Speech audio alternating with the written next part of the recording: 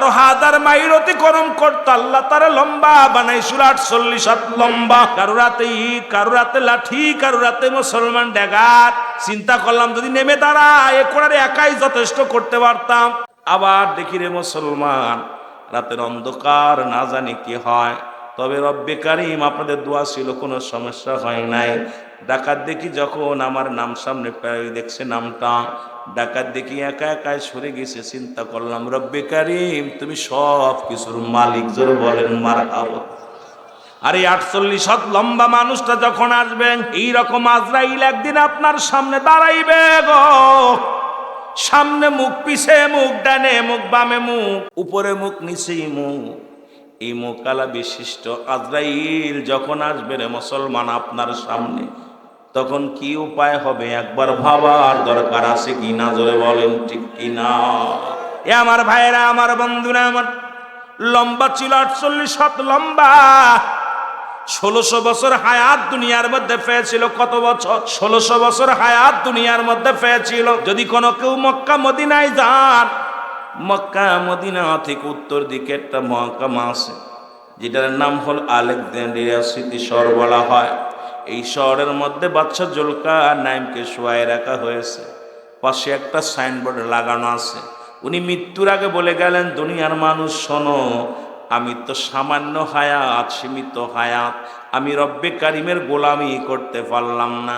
তোমরা রব্বে কারিমে ভুলো না, কারণ দুনিয়ার জিন্দেগি সামান্য বেশি না। এ দুনিয়ার মুসলমান শুনে নাও গো,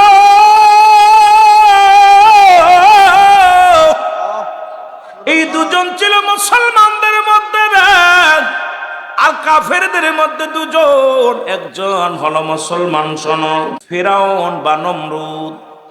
ওর মিশরের যিনি শাসক হয় তাকেই তো বলা হতো ফিরাউন। ওই নমরুদ কাল্লা দুনিয়ার মধ্যে এত পাওয়ার দিল, এত ক্ষমতা দিয়া পর এই কপাল পোড়ার কপালে ঈমান আনতে পারে নাই। উনিও সারা পৃথিবীর মধ্যে বিশাল বড় শাসক ছিল। আর একজন কত বড় জালিম বাদশা ছিল না মুসলমান। রব্বে কারিম তাকে একটা সতী সাথী নারীও দান করেছিল। ও যুবক শুনে নাও, তবু সে ঈমান আনতে পারে না। সে পৃথিবীর মধ্যে খোদাই বলে দাবি করেছিল। আর একজন ব্যক্তি কাফের মুশরিকদের মধ্যে, যার নাম হলো মুসলমান, শুনে বক্তা নসর। এই পৃথিবীর মধ্যে 4 জন ব্যক্তিকে আল্লাহ প্রতাপশালী বাদশা বানায়াছিল। তারা কি দুনিয়ার মধ্যে বেঁচে আছে না মরছে? যেটা মোহাম্মদ আব্দুল করিম সাহেব, উনি মরছে না বাস? কতক্ষণ, কত কবরে যারা শুয়ে আছে রে আল্লাহ আল্লাহ, আর কোনদিন আমাদের মাঝে আসবে না। রব্বে কারিম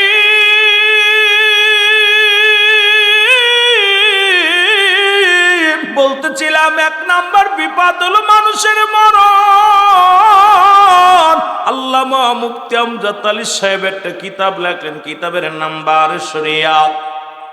এই কিতাবের মধ্যে লিখতে যা বললেন, দুনিয়ার মানুষ শোনো, মানুষ যখন সাধারণ মৃত্যুবরণ করে, ওরে আপনারা সবাই জানেন, আলেম ওলামা ওয়াজ করে, কোন ইমানদার যখন মৃত্যুবরণ করে, যেমন আটা গুলায়া খামির বানাইয়া, এই খামিরের মধ্যে যদি একটা চুল পরে টান দিয়ে বাইর করলে যেমন অনাসে বাইর হয়ে যায়, ইমানদারের মৃত্যুটা ঠিক সেমনি হয়। আর আল্লামা মুফতি আমজাদ আলী সাহেব তার বই লিখতে যা বললেন, দুনিয়ার মানুষ শোনো, মানুষ যখন মৃত্যুবরণ করে গো, 70 তাজা উটের গায়ের চামড়া জবাই না করিয়া উল্টো দিকে টান দিয়া লবণ আর মরিচ লাগায়া দিলে যতটুক যন্ত্রণা হয়। এখন আমরা অনেকেই মরণকালে পায়খানা করে দিই, মরণকালে প্রস্রাব করে দিই রে। মরণের সময় চোখ দুটি বড় বড় হয়ে যায়। আল্লাহ, কত মানুষের গোসল করাইলাম, কত মানুষের দাফন করাইলাম, কত মানুষের কাপন পরাইলাম। ওই গোসল করাতে যা দেখছি তাদের চোখ দুটি বড় বড় হয়ে গেছে, জিহ্বাটা বাইর হয়ে গেছে, পায়খানা প্রস্রাব পর্যন্ত মৃত্যু যন্ত্রণায় করে দিছে। দেখছেন অনেক মায়েতের কান দিয়ে রক্ত বাইর হয়, চোখ দিয়ে রক্ত বাইর হয়, গাল দিয়ে রক্ত বাইর হয়, তাদের কলিজারে এত জোরে টান দিয়ে ছিঁড়া হয়েছে, রুটা তাদের এত কষ্ট দিয়ে নেওয়া হয়েছে। ওই মায়ের মৃত্যুর পরে তার অঙ্গ প্রত্যঙ্গ দিয়া রক্ত পর্যন্ত বাইর হয়ে যায়, এমনকি পায়খানা প্রস্রাব পর্যন্ত করে কিনা।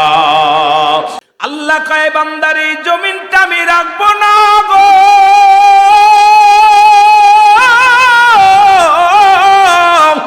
এই জমিনটা আমি চূর্ণ বিচ্ছিন্ন করে দিব।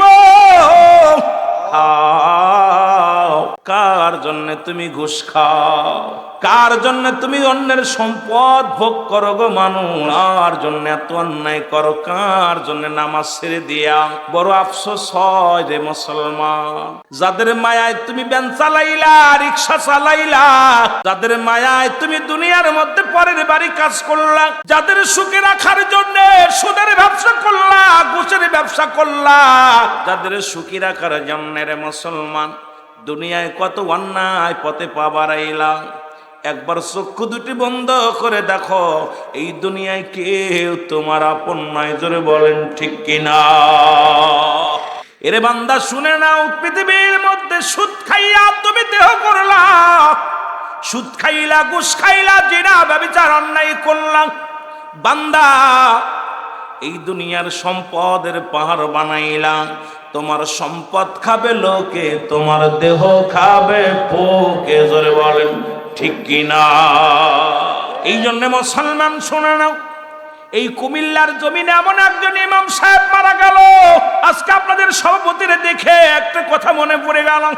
মুসলমান দীর্ঘ 16টা বছর পরে ইমামতি করেছে, জীবনে একটা আনা পয়সা কোনোদিন নেন না, জীবনে কোনোদিন মুসলমান মানুষের বাড়ি যায় দাওয়াত এইরকম মুরগি ফলোয়া খায় নাই। এমন একজন আল্লাহ ওয়ালা ব্যক্তি মারা গেল। এই বিশ্ব রোড যখন খনন করা হলো রোড বানানোর জন্য, রোডের পাশেই ইমাম সাহেবের লাশখানা উত্তোলন করা হলো।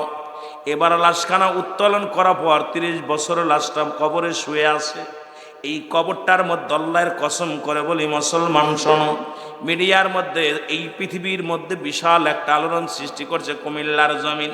এই মানুষটার লাশ উত্তোলন করার পর কাপড়ের কাপড় তো দূরের কথা, তার গায়ের একটা পশমও পশে নাই, পুরো বডির একরকম আছে, এমনকি তাজা রক্ত বাইর হয়ে গেছে। সাংবাদিকরা আসলো তার বাড়িতে, সে মুসলমান যখন জিজ্ঞাসা করা হলো তার একমাত্র ছেলে, তাকে জিজ্ঞাসা করা হলো, ও বাবা তোমার বাবা এমন কি আমল করতো বলো? বলে আমি এমন একজন বাবার সন্তান, আমার আব্বা একজন ইমাম সাহেব ছিল। আমার আব্বা জানকে আমি দেখেছি রাত যখন গভীর হয়ে যেত, এই রাতের অন্ধকারে আমার আব্বা জান তাহাজ্জুদের নামাজ পড়তো। আমার আব্বা জানকে দেখেছি কুরআনুল কারীম করে খুলে খুলে পড়তো। আমার আব্বা জান সারা রাত বসে বসে যাই নামাজে কাটাতো, আর চোখের পানিগুলো ফেলে কাঁদতো। আমি এমন বাবার সন্তান। আমি যখন কলেজে পড়ি, একদিন জোহরের নামাজের সময় বাড়িতে আসি, এসে খানা খাইতে বসেছি, আমার সামনে থেকে খানার প্লেটটা টান দেনি আমার বাবা বলছে, বাবা রিজিকের মালিক আমার আল্লাহ, তোমার রিজিক আমার তো দেওয়ারও ক্ষমতায় নাই, নেওয়ারও ক্ষমতা নাই। তবে একটা কথা বলি বাবা, এই যে খানার প্লেটটা নিছো, খানা খাইয়া যদি জোহরের নামাজ না পড়ে তুমি কলেজে যাও, রাতের খানা কিন্তু তোমার জন্য বন্ধ হয়ে যাবে। যুবক ডাকতে বলে, সাংবাদিকরা তোরা শোন, আমি এমন একটা বাবা আমার জন্ম দিছে রে, আমার বাবারে কোনোদিন দেখি নাই নামাজ কাজা করতে রে। আমার আব্বা জান যদি মানুষের বাড়ি দাওয়াত নিত, বাড়িতে যদি ডিমের ব্যবস্থা থাকতো দাওয়াতে যে ডিম খাইতো, বাড়িতে যদি গোশের ব্যবস্থা থাকতো দাওয়াতে যে গোশ খেত। আরে এত বড় ইনসাফ আমার বাবার ভিতরে ছিল। সেই মানুষটাও মানুষ, আমরা মৌলবীরাও মানুষ। পরের বাড়ি যাইয়া এমন সারা ঝাললাম, আবার কই লবণ কম হয়েছে, তেল কম হয়েছে, মুসলমান জাল বেশি হয়েছে। আরে মানুষ আমাদের দেল তো মরে গেছে। এই জন্যে মুসলমান আল্লাহর ওলিরা ডাক দেখায়, বেশি যারা মানুষের বাড়ি দাওয়াত খায় এদের দেল মরে যায়, এই মুরতাজ হয়ে যায়। আর এই দেলের মধ্যে আল্লাহ আল্লাহ রব্বুল আলামিনের প্রেম ভালোবাসা কমে যায়। জোরে বলেন ঠিক কিনা? এই জন্য মুসলমান শোনো, ইবাদতের দরকার আছে কিনা? এখন যদি বলি পীর সাহেব আমারে পার করবো, না না না, পীর সাহেব কোনো মাকসুদ নয়, মাকসুদ হলো স্বয়ং আল্লাহ। যদি কোন ঠিক কিনা? ইবাদত বন্দেগী করা লাগবে কি লাগবে না? আর একটু জোরে বলেন, লাগবে কি লাগবে না? এই দুনিয়ার মুসলমান, যে কথা আমি বলতেছিলাম, আল্লাহ বলে বান্দারে এই জমিনটা আমি রাখবো না, এই জমিনটা আমি চূর্ণ বিচ্ছিন্ন করে দিব। কুল্লু মান আলাইহা ফান, সব শেষ করে দিবে কে? জোরে বলেন কে? আল্লাহ কয় বান্দা এই জমিনটা আমি রাখবো না, এই জমিনের মধ্যে যত মাটি আছে মাটিগুলো পুড়ে তামা বানায় দিব। উত্তপ্ত রোদের মধ্যে হাঁটতে পারো না রে বান্দা। এই চৈত্র মাসে রোদ্রের ভিতরে মানুষগুলো জিহ্বা বাইর হয়ে যায়, পিপাসায় কাতর হয়ে যায়। যেদিন মুঠো হাত উপরে সূর্যোদয় হবে সেদিন কি উপায় হবে রে বান্দা? একবার চিন্তা করার দরকার রে বাবা। আল্লাহ কয় বান্দা এই জমিনটা আমি পুড়াইয়া, যত পৃথিবীর যত মাটি আছে সব মাটিগুলো পুড়ে হয়ে যাবে তামা। এই জমিনের মধ্যে যত পানি আছে সব পানিগুলো পুড়ে হয়ে যাবে ছাই। যেদিন কিচ্ছু বলতে কিচ্ছু থাকবে না, সেদিন থাকবো শুধু আমি আল্লাহ। থাকবে কে? কে থাকবে? আরো জোরে। জমিনটা থাকবে না। কত মানুষের ঠগাইয়া, কত মানুষের ঠগাইয়া তুমি সম্পদের পার করলা। তিনটা ব্যক্তির বিচার দুনিয়ার মধ্যে মৃত্যুর আগে হবে গো। তিন শ্রেণী মানুষের বিচার রব্বি কারিম দুনিয়ার মধ্যে করবে মৃত্যুর আগে।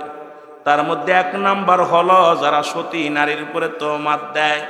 কোনো মেয়ের, মুসলমান না জেনে শুনে কোনো মেয়ের তোহমাত দেওয়া যাবে না, জিনার অপবাদ দেওয়া যাবে না।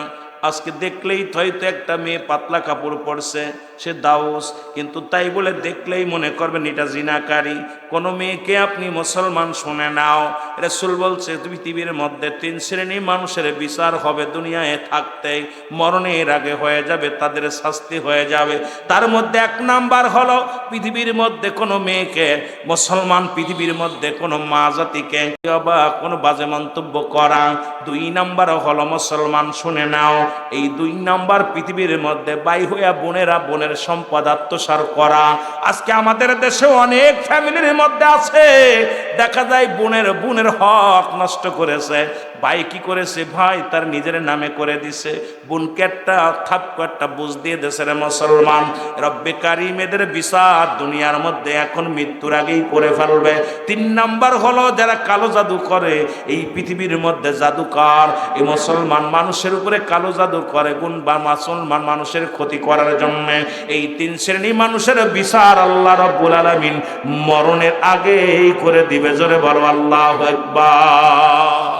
ও যুবক, দিলের কান্ডা লাগে শোনো গো, বলতেছিলাম এই জমিনটা পুড়ে যাবে, পানিগুলো পুড়ে ছাই হয়ে যাবে, পানিগুলো পুড়ে ছাই হয়ে যাবে। আল্লাহ কয় বান্দারে যেদিন কিচ্ছু বলতে কিচ্ছু থাকবে না, সেদিন থাকবো শুধু আমি আল্লাহ। জোরে জোরে বলেন মারহাবা। আর আমি থাকবো আমার নবীর ভালোবাসা নিয়ে। এই জন্য তো সুন্নিরা নবী নবী বলে পাগল। জোরে বলেন ঠিক কিনা? আর একটু জোরে জোরে চিল্লায় বলা যাবেন আল্লাহু আকবার। কেন? নবীরে ভালোবাসে, আল্লাহ থাকবে নবীর ভালোবাসা নিয়ে, আমরাও থাকতে চাই রাসূলুল্লাহর ভালোবাসা নিয়ে। রাজি আছেন কে কে? একটু হাত দুখানি তোলে।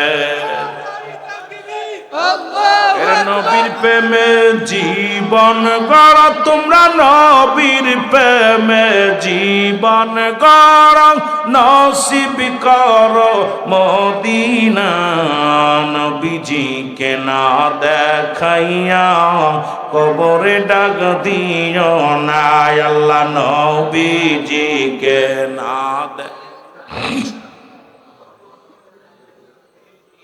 আসবে যেদিন কবরের দিন, রাসূল আমায় বুইল না। ওদিন যদি যাও গো ভুলে, কেউ তো কাছে টানবে না নবী। ওদিন যদি যাও গো ভুলে, কেউ তো কাছে টানবে না, তাই দয়াল নবী এ গোলাম রে দূরে সেদিন রাইখো না, তাই দয়াল নবী এ গোলাম রে দূরে তুমি রাইখো না। নবীজিকে না দেখাইয়া কবরে ডাক দিও না, বল নবীজিকে না দেখ। এরে নবীর প্রেমে জীবন গড় তুমি, নবীর প্রেমে নসিব করো মদিনা।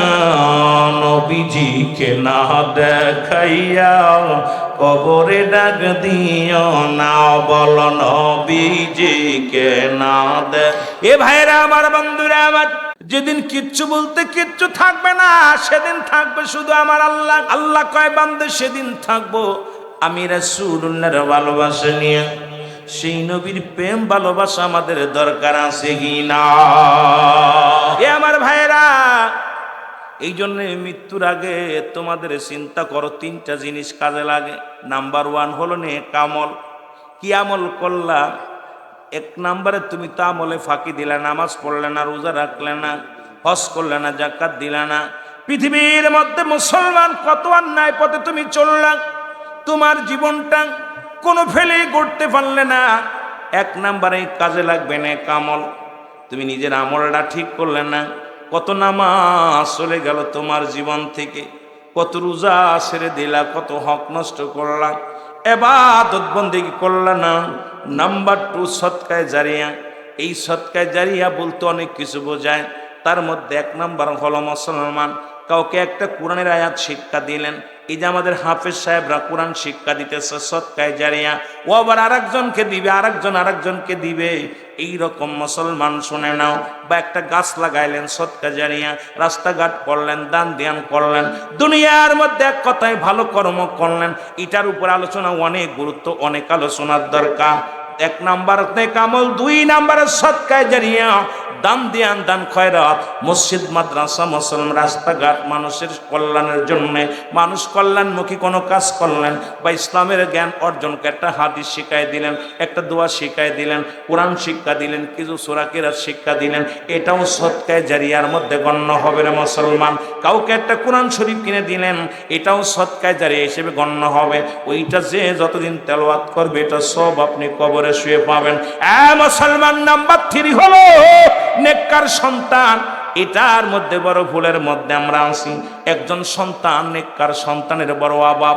এমন নেককার সন্তান যিনি আপনার কবরে শোয়ানো পর 7টা হক থাকে পিতার উপরে। 7টা হক মৃত্যুর আগে, 7টা হক হলো মৃত্যুর পরে। তার মধ্যে মৃত্যুর পরে সর্বহক হলো নাম্বার 1 তাদের জন্য মুসলমান মাগফিরাত কামনা করা, 2 নাম্বার তাদের জন্য সবরেশানি করা, তাদের জন্য 7 নাম্বার হলো তাদের কবরটা জিয়ারত করা বেশি বেশি করে। আল্লাহর দরবারে কানবেন, রব্বির হামহুমা কামা রব্বায়ানি সগীরা। জোরে বলেন, রব্বির হামহুমা কামা রব্বায়ানি সগীরা। এই দোয়া করা সন্তানের খুব অভাব। এখন পুরা কপাল্লা হুজুররাও পড়ালেখা করাইতেছে, আর বড় শখ করে দিছেন, মাদ্রাসায় পড়তে দিছেন, ছেলে আলেম হবে, আমার জানাজা পড়বে, দোয়া করবে। 2 মাস পরে এসে বাপেরে কবি, আব্বা জানাজার নামাজ পড়ে দোয়া করা তো জায়েজ নাই, মোনাজাত করা তো জায়েজ নাই। অথচ তাদের কিতাব, ওই মৌলবীদের কিতাব ফতোয়ায়ে দেওবন্দের মধ্যে 2য় খণ্ড 24 নম্বর পৃষ্ঠা, লেখক হচ্ছে আল্লামা শফিক আহমেদ, কিতাবের নাম ফতোয়ায়ে দেওবন্দ। এর মুসলমান দেওবন্দ মাদ্রাসার কিতাব যেটা পড়াইছেন, লেখক হচ্ছে মুফতি শফিক আহমেদ। আমার বাবারা কওমি অঙ্গনের যিনি জনক, ভালো করে শুনে নেন। তিনি বললেন, কি বললেন? 5 ওয়াক্ত নামাজ আদায় করে জিয়ারত করে সর্বআলাতে আল্লাহর দরবারে দুটি হাত উঠায় দোয়া করা উত্তম। এজি মুসলমান উত্তম মুস্তাহাব। এর মুসলমান শোনেন, শরীয়তের কিবলা হলো কাবা, দুজানের কিবলা রাহমাতুল লিল আলামিন, মোনাজাতের কিবলা হলো আরশে আজিম। মুসলমান এখন না চিনার কারণে এর মৌলবীরা গ্রামে গ্রামে ভিক্ষে করে না। মুসলমান দেখবেন বাড়ি বাড়ি উস্তাদ ব্যাগ দেশে ধরাইয়া বস্তা দিছে ধরাইয়া কয় যাও ওই গ্রাম থেকে চাউল উঠাই নিয়ে আয়। ভিক্ষা করতে লজ্জা লাগে না, হাত উঠাইতে লজ্জা লাগে, এটা বড় কষ্ট হয় রে মুসলমান। দেখবেন বেতন মাস শেষে বেতন নিতে লজ্জা করে না, মানুষের বাড়িতে ধান পাট উঠাইতে লজ্জা লাগে না, মানুষের কাছে হাত পেতে ভিক্ষা নিয়ে চামড়ার টাকা নিতে লজ্জা করে না। যত ফতুয়া আছে আল্লাহ দরবারে হাত উঠাইতে গেলে জোরে বলেন ঠিক কিনা? অথচ ওই মৌলবীর কিতাব বলে 5 ওয়াক্ত নামাজ আদায় করে দোয়া করা। মুসলমান শোনো কি করা ওদের জন্য, মুসলমান জিয়ারত করে সর্বআলাতে আল্লাহর দরবারে দুটি হাত উঠায় দোয়া করা উত্তম। রাসূল আকরাম সাল্লাল্লাহু আলাইহি ওয়াসাল্লাম সাহাবীদেরকে বললেন, সাহাবীরা গো, আমি কি তোমাদের এমন আমল একটা শিক্ষা দিব যা করলে তোমরা কি কবুল হজের সব পাইবা?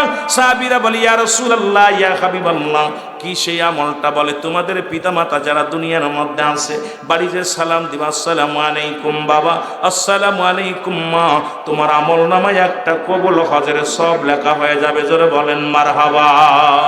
এ আমার ভাইয়েরা, আমার বন্ধুরা, আমার নবীজি বলেন, সাহাবীরা রে তোমরা কেন কান্দো? বলি, ইয়া রাসূলুল্লাহ, ইয়া হাবিবাল্লাহ, আজকে বড় এতিম, আমাদের ঘরে বাবা নাই, আমাদের ঘরে মা নাই। নবী বলে, সাহাবীরা রে তোমরা কি আমার মতো এতিম? আমি নবী মাত্র 6 মাস যখন মার গর্ভে বাবারে হারাইলাম, যখন 6 বছর 7 মাস তখন মারে হারাইলাম, 6 বছর 6 মাস যখন মাকে হারাইলাম, যখন 6 বছর 7 মাস তখন আমার দাদা আবু তালিব রে হারাইলাম, আব্দুল মুত্তালিব রে হারাইলাম। সুতরাং পৃথিবীর মধ্যে আমার মতো এতিম কেউ নাই। আমার আল্লাহ কয়, হাবিব রে আর কাঁদবেন না, কারণ আপনার চোখের পানি আমি সইতে পারি না।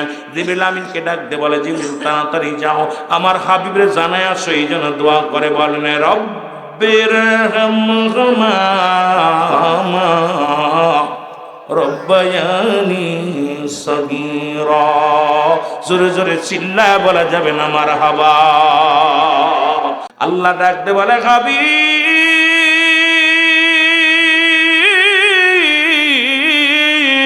আপনি জানিয়ে দেন আমি আল্লাহ এক, আমি আল্লাহ কয়জন? আর একটু জোরে বলেন কয়জন?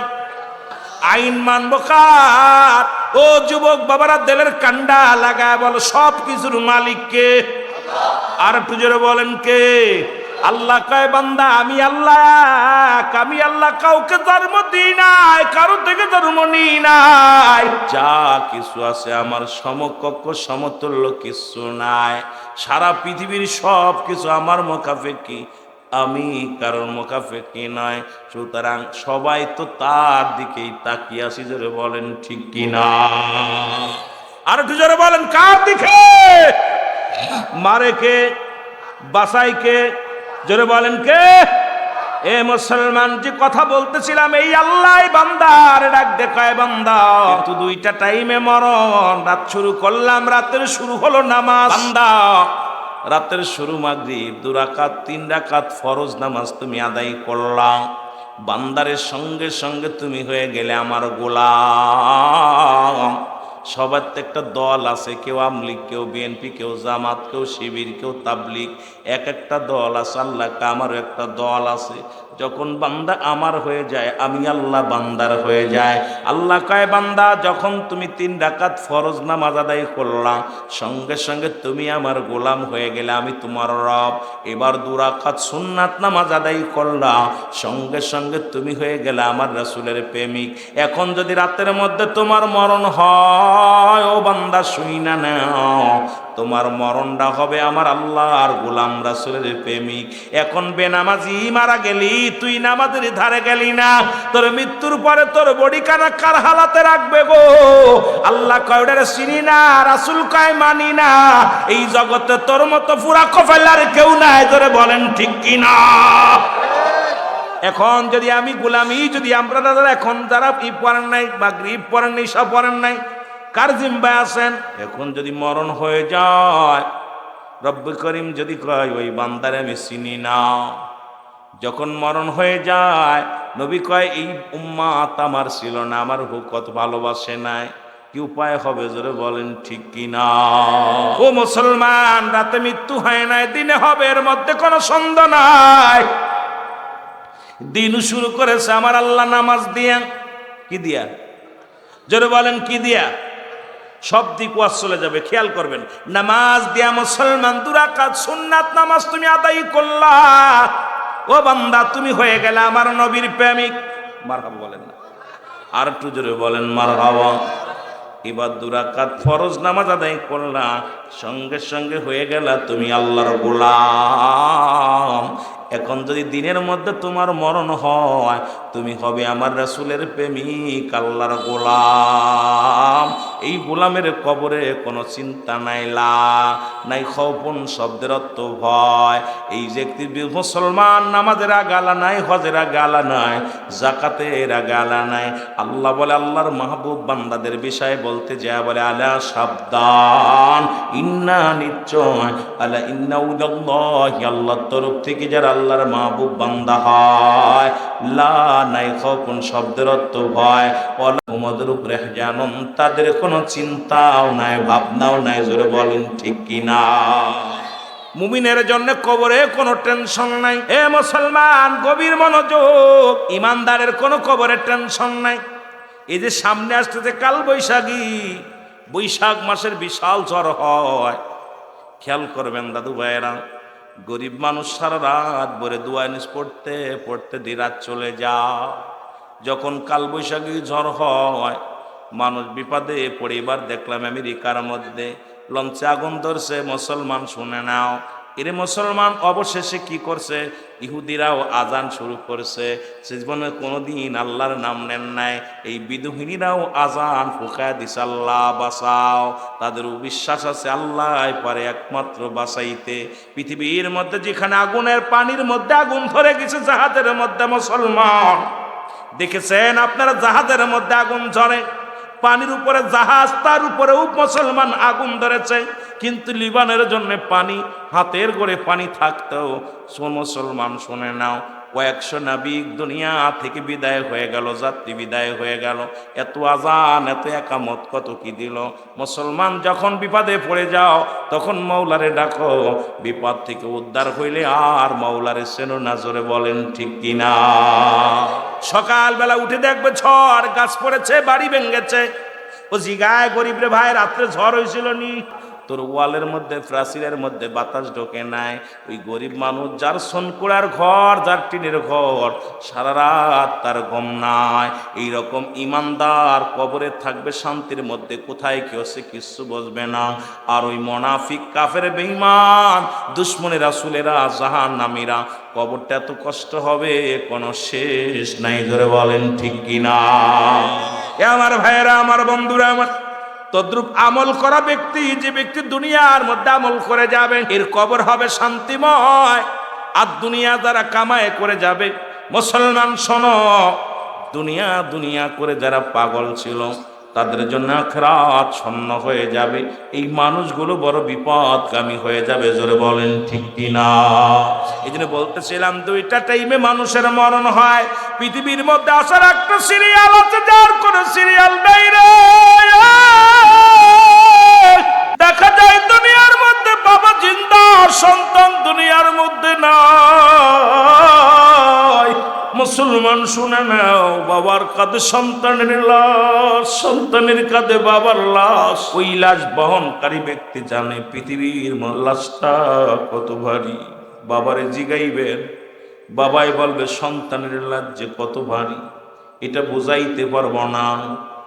সন্তানরে জিগাইবেন, সন্তানও বলবে আমি আমার বাবার লাশ এতবারই আগে বুঝাইতে পারবো না।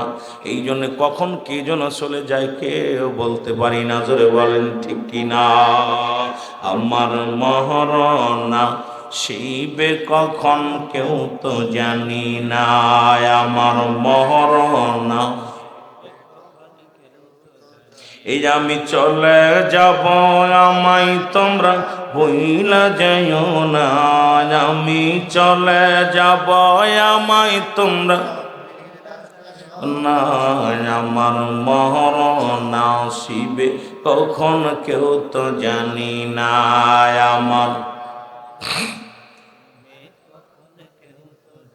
টাকা পয়সা দালান কোটা যাহা করেছি সব কিছু ফেলাইয়া যাচ্ছি একাই চলেছি রে। আমি সব কিছু ফেলাইয়া যাচ্ছি। আমি যাবার কালে ভেবে দেখি আমার কেহ নাই। আমি যাবার কালে ভেবে দেখি নাই, আমার মরণ আসিবে কখন কেউ তো জানি না। আমার এই দুনিয়ার মুসলমান শুই না লাও গো,